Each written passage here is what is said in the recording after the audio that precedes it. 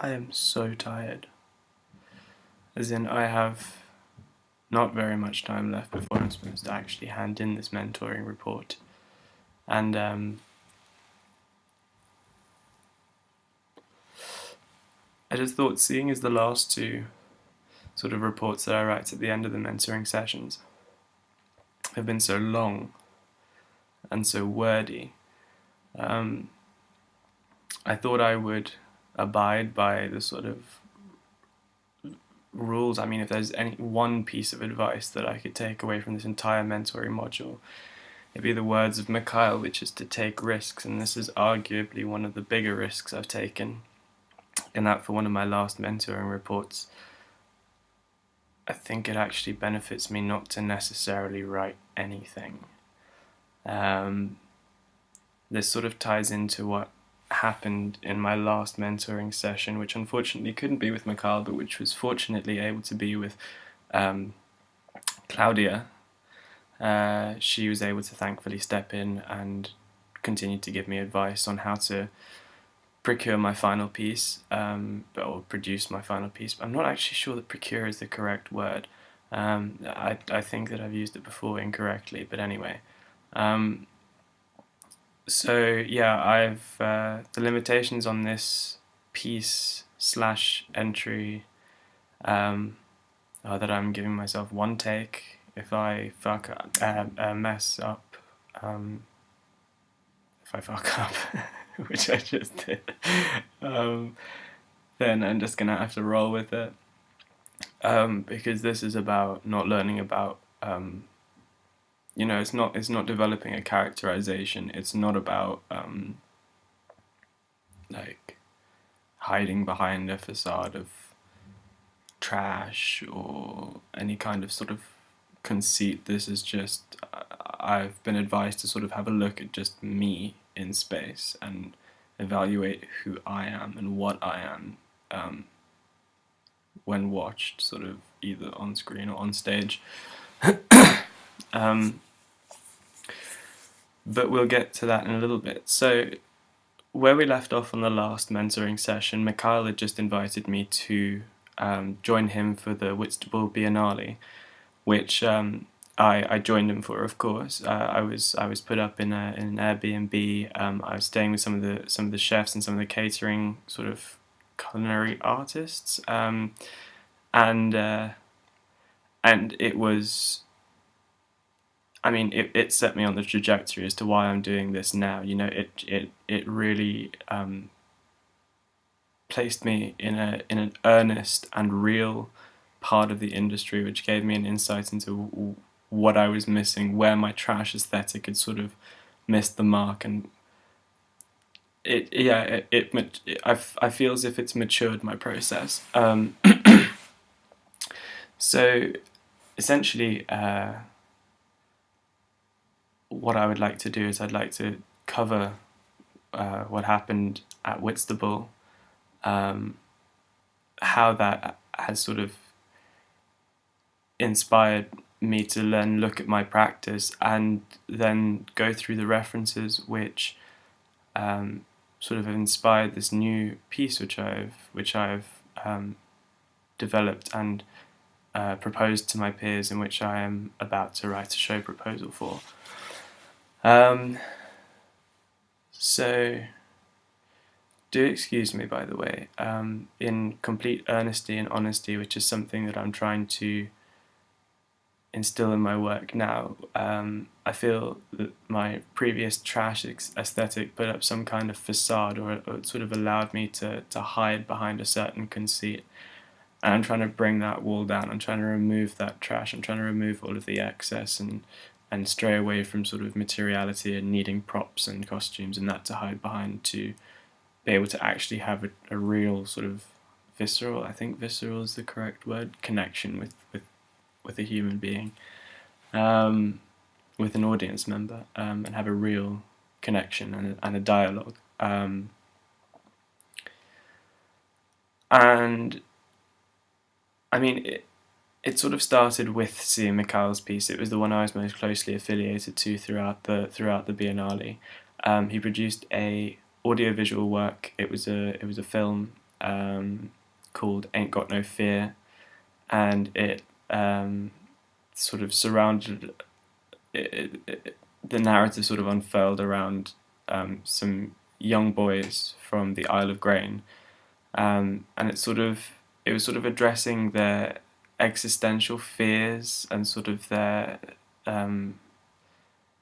it also documented sounds of the surroundings. I mean, it was this really beautiful. It was set in it had this lovely site specificity to it. It was a film about sort of boys and the cognitions within these boys' minds, based on their surroundings. But it was beautiful because it was set in a youth centre, and the youth centre, you know, it had this sort of this essence of being for children, but then the film itself was almost like a dialogue created for adults on behalf of children. It was a very fascinating sort of entity. There was a lot of communication between the actual film and the sound and the space that it was all presented in, and then in turn with the audience itself. There was just a lot of dialogue, a lot of communication, a lot of cohesion, and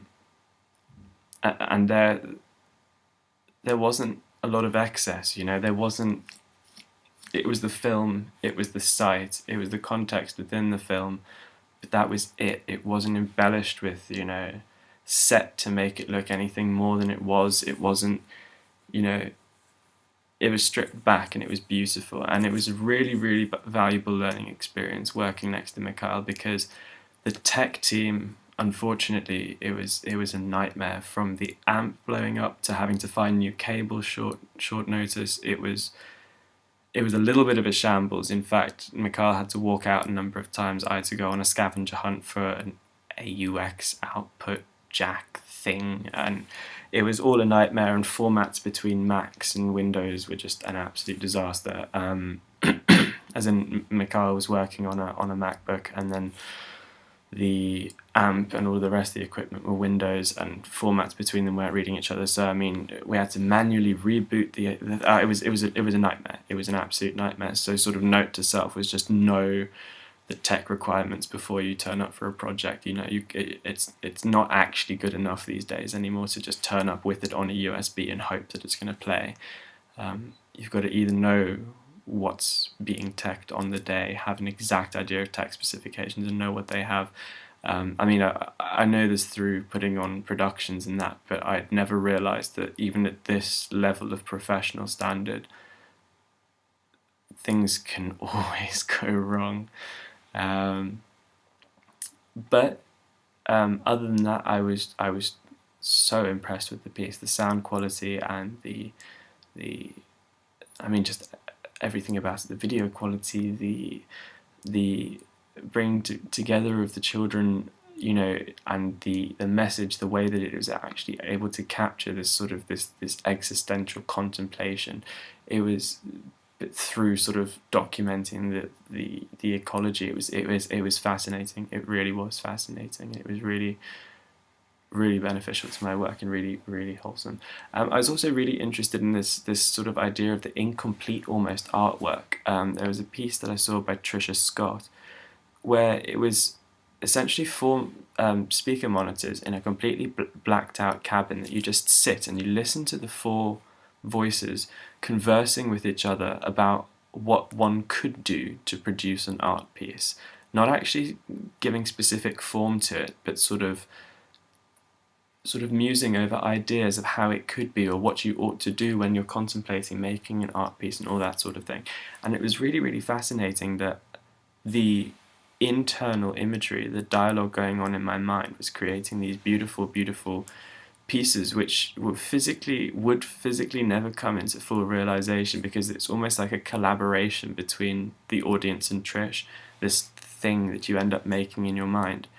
I just thought that was truly fascinating, where it actually is that the art piece almost doesn't exist until there's someone else there to imagine it, you know, to give it form, but internally, which I just thought was really fascinating, this sort of codependency, almost symbiotic relationship of the art with the artist and the audience, and I just thought I'd want to sort of play with that need for a connection, that this art happening doesn't exist without the other one. You know, a sculpture can still be a sculpture.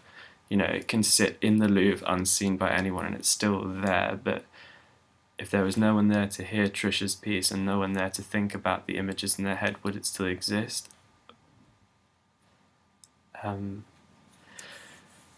There was another piece, let me just check my notes, do excuse me, I mean, like in the name of honesty, which is what this next piece of mine is all about. It's about true connection and the like. I must confess that I haven't slept in over 24 hours. I've been working really hard to get this work done. I've been ill with the mumps for a while. I've had some personal family bullshit sort of coming up.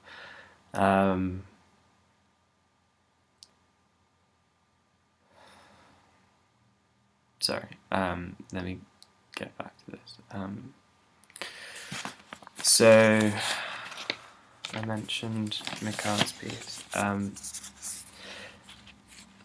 Another piece that, I mean, there was a few pieces that really stuck out for me, but I'm gonna only, because the Biennale there were so many pieces, and you know I was flitting all over the job and whatever. I'm only gonna mention the ones that truly stuck out for me, and that was there's another piece which was by Richard Lazelle. It's called Softly Softly, and it was just very interesting. It was essentially just a conversation. He sort of talked at a group of us. Sort of about the way that the environment around us changes, and how sort of elements change. He mentioned the 4 elements of earth, wind, fire and water, and sort of how those things are sort of always tugging at each other in different directions to turn into each other. That this world around us is all about sort of change and things being different. And then we were guided to pick up some little dolls, you know, sort of teddy bears. What are they called? Transitional objects, I think, is the terminology for them. These objects that you learn to feel affection for and feelings for other than your parents when you're an infant. And we, you know, bonded with them for a little while as he spoke to us, and then presented us with a catapult, which we could then launch them into space with. Let me actually show you a video, so you can see what I'm talking about.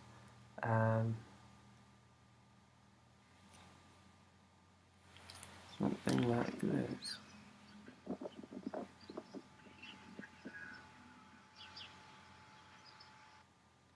Oh wait, no, that's just the collection of dead teddies.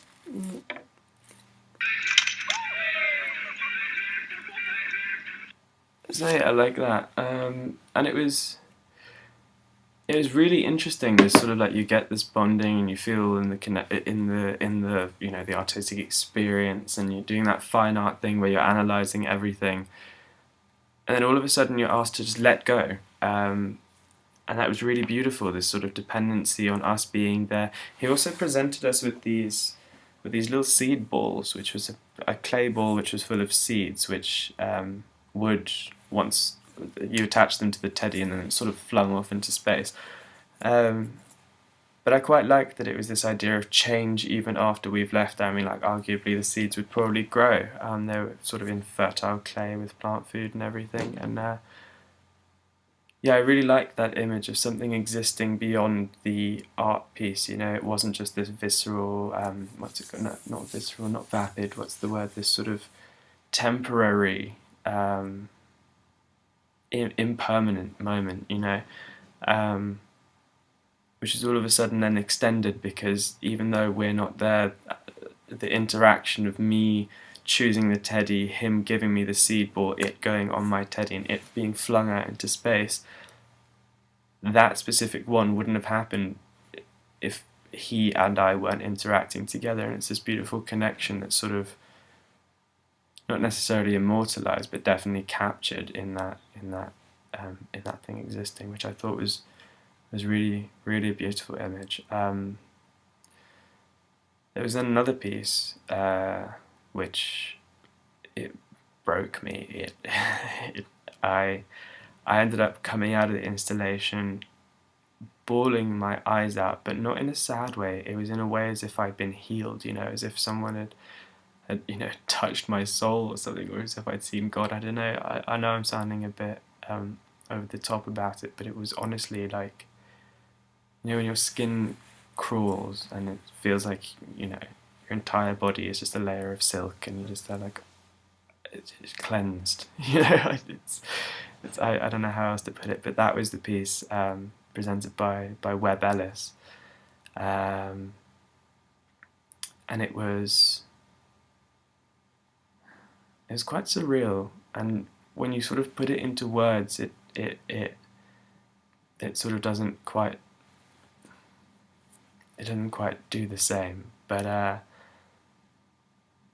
it sort of surrounded notions of loneliness and isolation, but perseverance.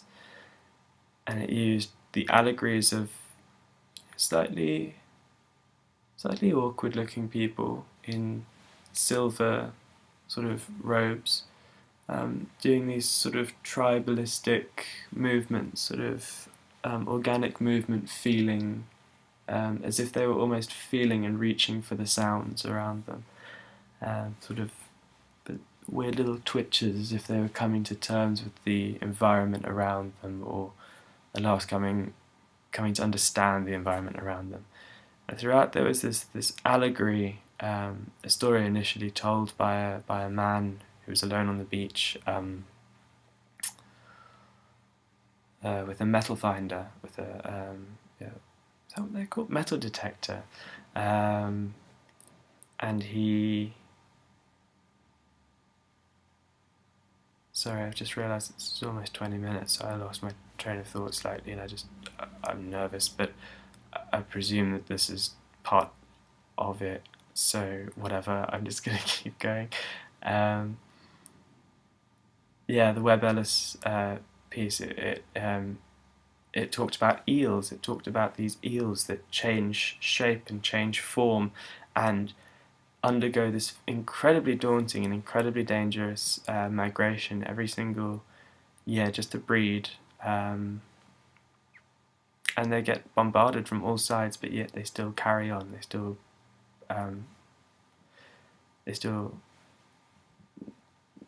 have this instinct in them to keep going, to keep making their way there, and this was also interlaced with these sort of like pseudo confessions. It was these really heartfelt messages that looked like they were just sort of plucked from the dark side of YouTube. These people saying, I will always care for you so deeply, and no matter who you are and where you are, I will always love you, and really beautiful things to say to someone. But found in the deep web, you just sort of be like, what? Like, what's this? I mean, okay, but I don't know you. Whereas compiled in this montage, it was 3 screens facing inwards, 2 armchairs with a column, a perspex column with a single Siamese beta fish, the Thai beta fish, the fighter fish, swimming in it, single white one, just sort of swimming around this, and yeah, I mean, just the images and the way they spoke to each other and created a dialogue about how, we can be lonely, but we need to carry on. But, some of us out there have enough compassion to never want to let you be alone, as well as being in a collective, we feel safer and stuff. All of these messages sort of melded and merged together through this beautiful imagery, and it just touched me. It was beautiful, absolutely beautiful. And I mean, those were the pieces that truly stuck out for me. Now, what those pieces told me, I mean, there was no excess with any of them. There was no ambiguity. They were all talking about the same thing. It wasn't overarching. I mean, I've had this issue with it. You know, I'm a queer activist, I'm a environmental activist, I'm a political philosopher, and yet I'm not making them line up. You know, I am the melting pot under which all of those titles fall, not the other way around. I don't exude them outwards and then extrapolate them into characters. That it there's a disconnect, you know, when you're trying to be something rather than actually just being it. And I am those things. So I've decided to strip away the trash unless it's actually needed and start by adding one block at a time rather than starting with a pile of trash and seeing where it goes. Or just starting with one idea and then trying to tie all of my philosophy into it, because that's far too difficult. And so I had to boil down at fundamental base, what is it that I'm trying to do right now? What is it that I'm trying to instill? And that was that I want a real one-to-one connection with people, that we share a moment in time, in space, that we designate the space together, we designate the time together, and we talk about things, sharing. You know, I take the time to confess about certain things which I don't think are able to be addressed necessarily in normal conversation, but in sharing beyond the normal sort of bounds of conversation, I'm interested to see how that changes my audience, and I'm trying to give them a real sense of who I am so they can potentially give me a real sense of who they are. I mean, I've recently been looking at the works of let's look at some of the notes so I don't miss anything here. Well, I mean, the most prominent ones that person that I've been looking at the moment is it's got to be Amanda Palmer. She recently has done a TED talk on the art of asking, which is, though it's sort of about her choice of career and choice of making money through asking, and then in return giving what it is that she gives, which is her art practice and her love and her company and everything. She's been able to sort of transcend this idea of just capitalist exchange and consumerist exchange and materialism, and it goes down to base exchange, you know, dialogue, communication, sharing, not paying, you know, for the service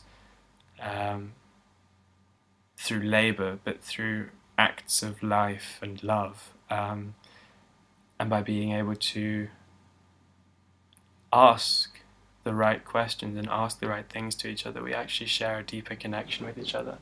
I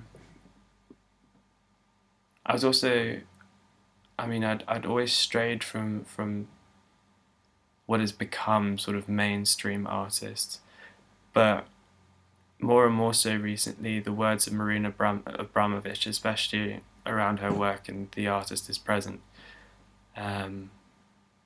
has hit home more and more, in that with that connection there's hardly anything that actually needs to be said. You can learn so much from actually just being there, looking each other in the eyes, acknowledging each other's existence for a second, and not just bumping into each other like ants. You know, I steal this quote regularly from Waking Life, but you know, I don't want to be an ant. You know, I don't want to just feel feelers and then carry on. I want there to be this real exchange, this real communication, and that's what I'm aiming to sort of create in this art piece. Another, character that I've looked at is Mem Morrison. Using art as a kind of healing, finding a voice for certain things. I see my art very much as that. I mean, like, I've created a plethora of dolls. I mean, I'll show you. I showed some of them to Mikhail before, but I mean, this is one of them. This is my fairy action man. I created him because there were no queer toys for us as a kid, and there was no sort of queer role model to look up to as a young kid. But I mean, he looks kind of camp when he's in his little tiny shorts. So I've varied him up, and now at last I've got my childhood toy that I've always wanted. Okay, I got it at 22, but better late than never, eh?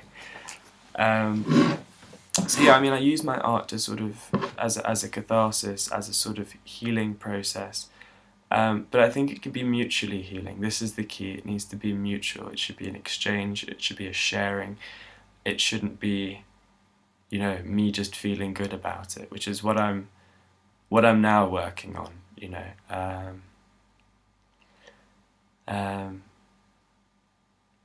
In my last mentoring session, which was with Claudia, just going back to it, she said that I need to have a better awareness of myself sort of in space, and I felt as if I ought to have a better awareness of myself.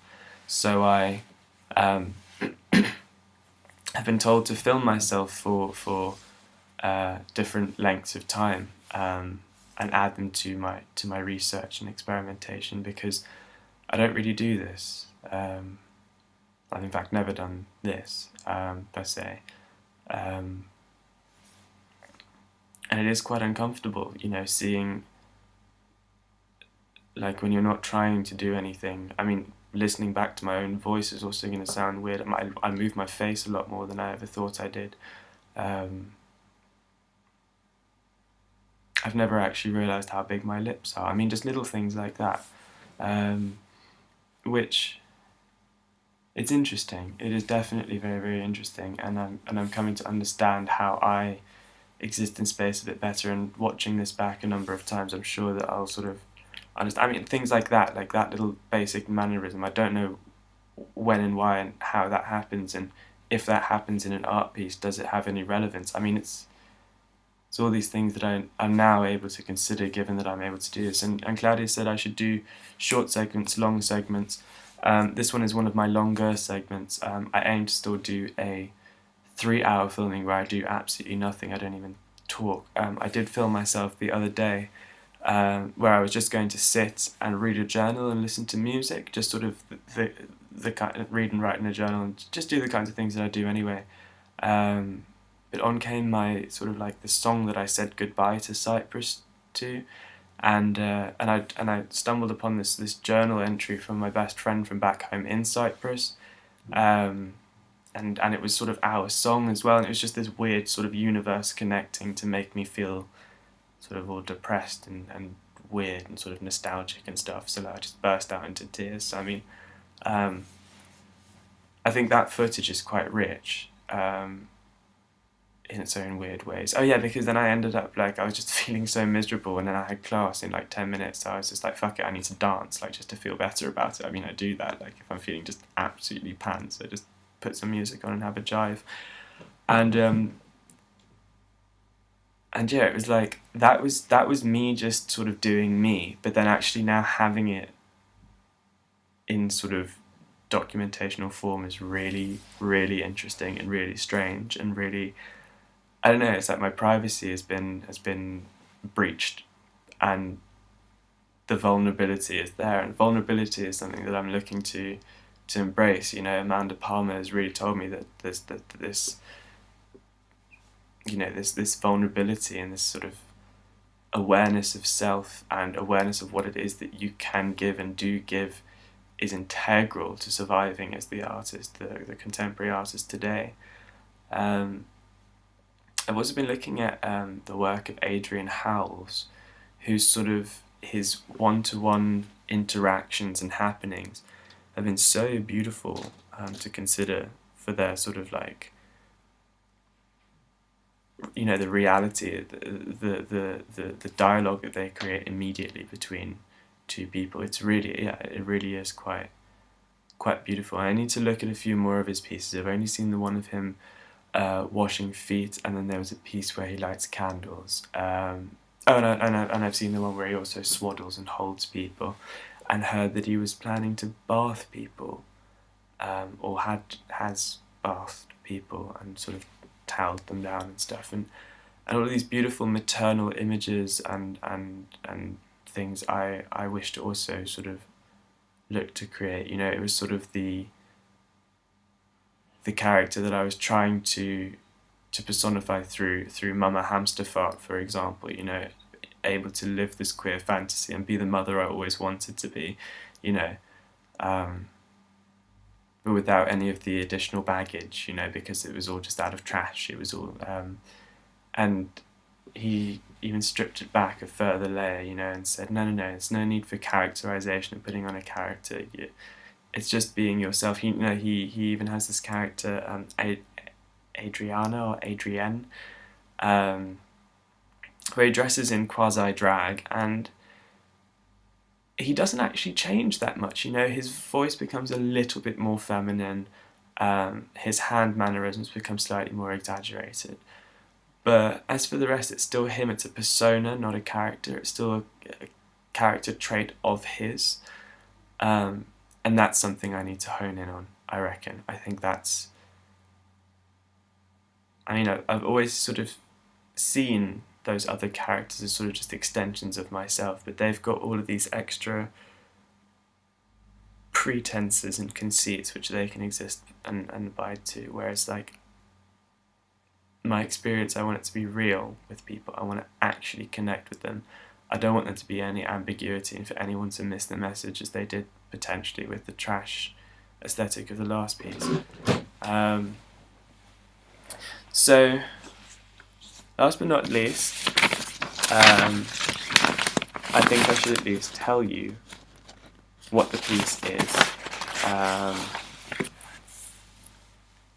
And just so you know, this piece that I'm doing now is sort of in reference to, I can't honestly remember if I've mentioned this because I am so tired, but this piece of research is in relation to a sort of task or piece of advice that Claudia gave me.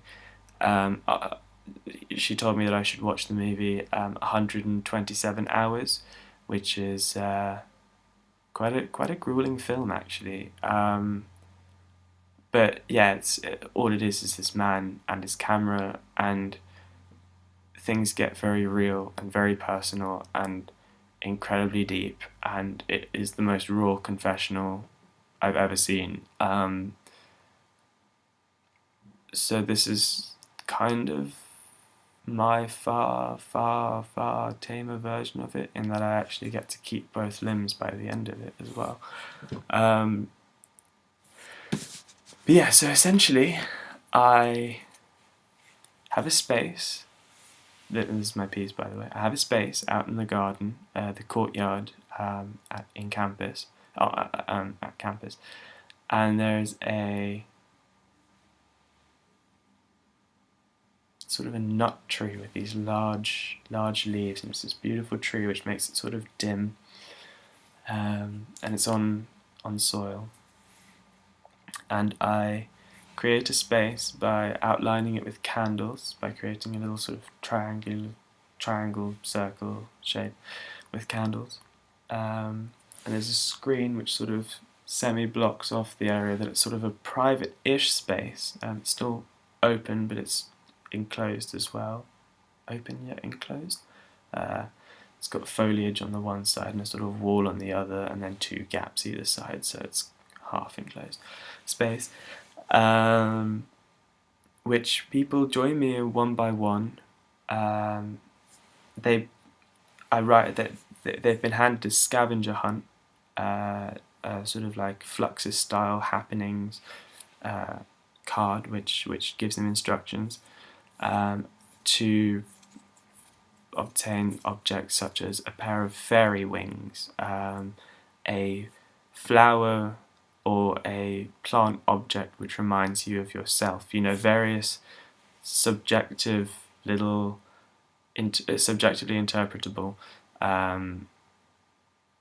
objects which will later be used to create a puppet together, a little string dolly done by binding string around the hands and tying all these various knots and whatever with their assistance.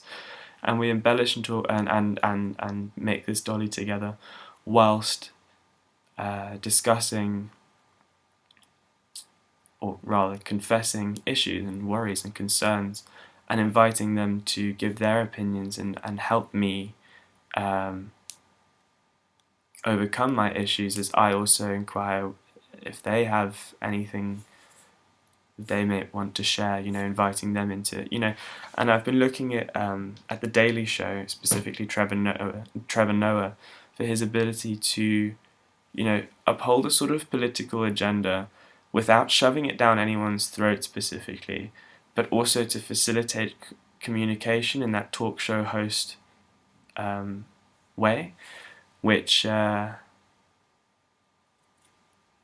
yeah, I'm hoping to be able to sort of replicate in this piece, where it has a ritualistic element, it's a binding together, but above all else it's a physical and lexical, I guess, communication and exchange between individuals which may otherwise not have gotten that time or that space and that artistic freedom to be able to express together. It still needs some work, of course. I did a run of it the other day, which went successfully, I believe.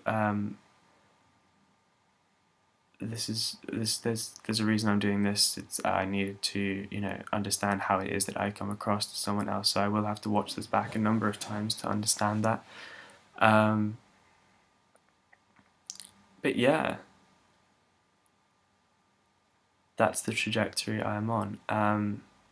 I spoke to Claudia as well about my career development plan, and provided that I actually am able to get married this summer and stay on in the country come February when my visa expires,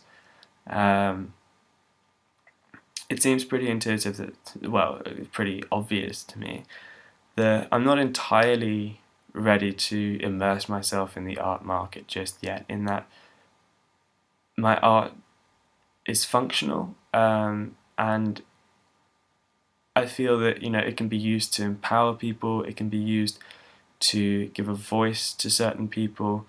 I mean, I've been looking at companies such as Carousel and their associates at Adjunct TV. I've been looking at companies such as Unlimited Dance, Kanduko, and what it all suggests to me is that if I were to apply to work with such companies, I'd want some more training in care, which Brighton and Sussex Care can offer me. They can offer me that training.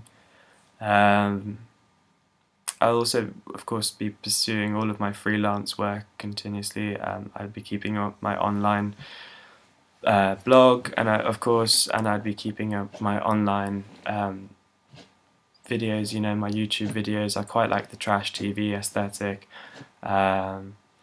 And there are a number of films which I still, you know, just never found the time to make, which I will be, of course, you know, they never leave the research journal. So I'll be pursuing all of those. I have been, you know, teaching dance at a stage school, and I've been involved in education for years. I was a dance teacher back home when I lived back in Cyprus. But there's something about syllabus education and institutionalized learning that I've become disenchanted with. So I've decided to stray away from that for a little bit, because I know that I can do it, and that especially with this MA, a QTC would be fairly easily attainable. That's qualified qualified teacher certification. But for now, I see myself getting further educated, using the facilities at arts admin to, further nourish my practice and to learn and to expand, to continue with my own private practice. And yeah, that's pretty much everything that got covered in that session. That's 40 minutes, which is double the length of the last video that I did. So I think that will suffice. Please feel free to zoom through this or just look at the references below. This has been interesting. Thank you for watching this if you have. I'm sorry I'm smoking a cigarette in your face. It is just because I'm really tired and just about the only things keeping me awake at the moment are caffeine. Can't be without caffeine. And nicotine. It seems I'm not going to start waffling too much now, but I was critiqued the other day by my mentor for drinking Coca-Cola because it apparently doesn't fit with my aesthetic. I'm apparently health and environmentally conscious, so it seems almost counterintuitive to be drinking Coke, which he's not wrong, but at the same time this degree is nigh impossible without some form of stimulant. God, I can't believe I've said that. And it's like, I mean caffeine specifically, but geez, like I've only got one right, I'm going to stop this before things get silly.